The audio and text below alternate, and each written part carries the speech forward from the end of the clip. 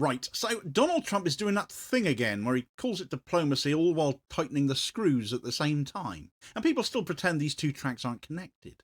Iran turns up for talks in the Omani capital of Muscat. Oman calls it very serious. Iran's foreign minister Abbas Araghchi calls it a very good start.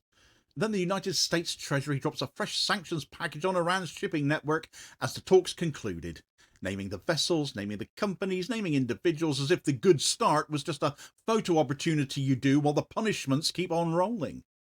And while that's happening, Israeli media is already floating the idea that the talks themselves are actually some kind of a trap. The same kind of slow lull that ends with a sudden strike window on Iran, which is very convenient, isn't it? Because it turns every attempt at a deal into proof that a deal is impossible, and it keeps the pressure machine running on autopilot nonetheless.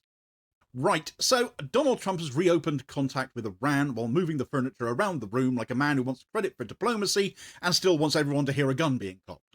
Steve Witkoff and Jared Kushner have turned up in Muscat as Trump's emissaries. The Omani foreign minister Sayed Badr al-Busaidi has hosted the process in Oman, whilst Abbas Araghchi has fronted the Iranian side. And that combination fixes the reality that this is not a think tank exercise or some kind of a media parlour game. It's a live bargaining table with names on it and consequences very much attached to them. Oman has described it as very serious because it rightly is. And al-Busaidi has put words on the record about clarifying Iranian and American thinking and identifying areas for possible progress. And he said the results will be considered in Tehran and Washington, and more talks may yet ensue in due course.